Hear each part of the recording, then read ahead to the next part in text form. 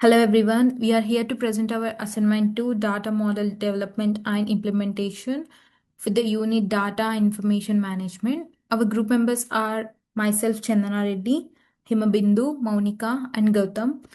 This assignment was in today's presentation we will walk you through the process of data model development, its implementation and the key insights we gained from this project. Um, okay.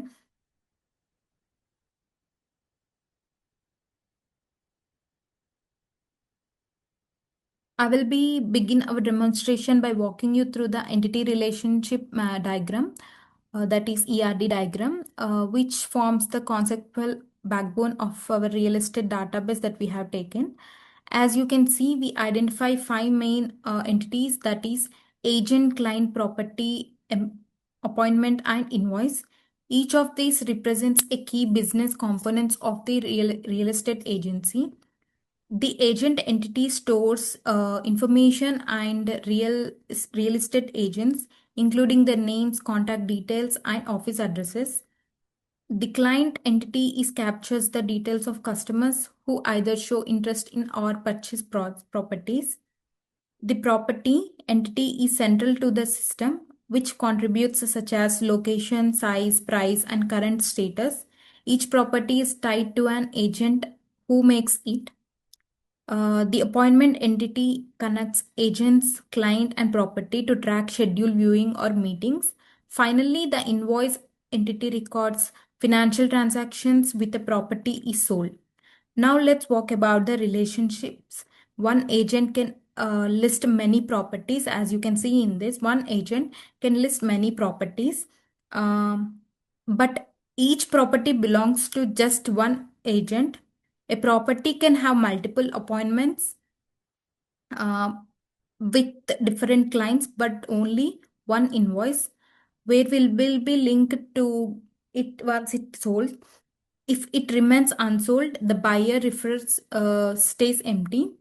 We also made important assumptions to keep the model realistic. For example, a property can be marked as sold once at the point the buyer's client ID is updated and the invoice is generated. Also, instead of creating separate tables for different properties types, we simplified the model by including property type as an attribute. In this, ERD ensures the business can manage the full workflow from property listing to client interaction to eventual sale and invoices in a structured and logical way. Thank you. That's my part. And the next part, mapping ERD to data schema will be explained by Himabindu. Himabindu, please take over. Hi everyone. This is Himabindu. I'm here to explain about mapping ERD to database schema in our assignment. Moving from conceptual design to logical design, our next step was to map the ERD into a relational schema. Every entity you saw in the ERD has now been converted into a table with attributes and constraints. So the agent table includes agent ID, names, email, phone, and office address. The client table contains client ID, names, and contact details. The property table is more detailed with fields for the agent ID, property type, size, number of bedrooms and bathrooms, price, and customer status.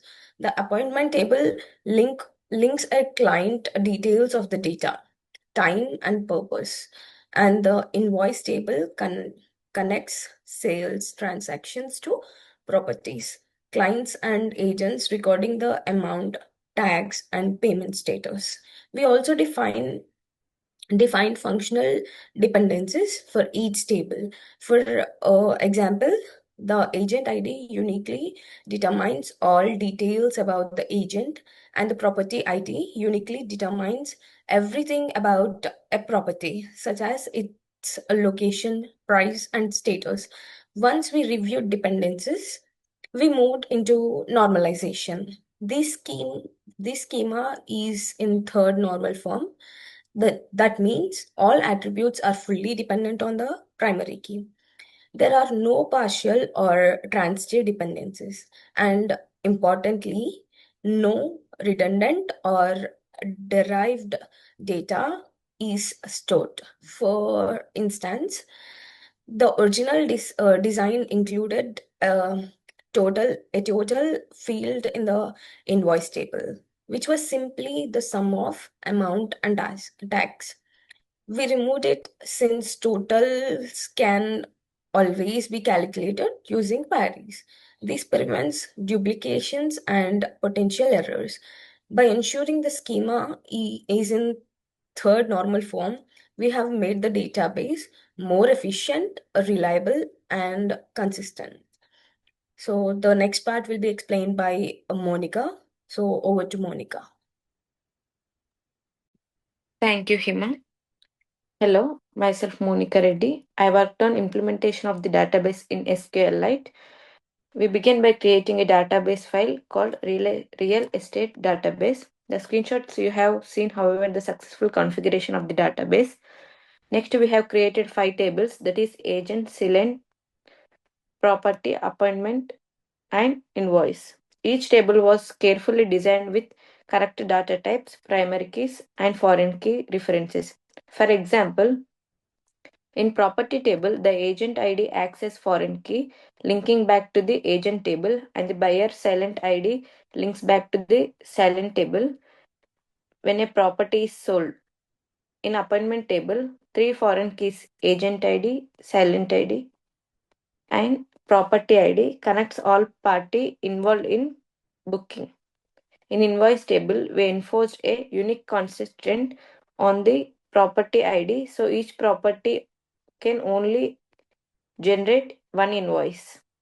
Once the tables were created, we moved on to intersecting sample data.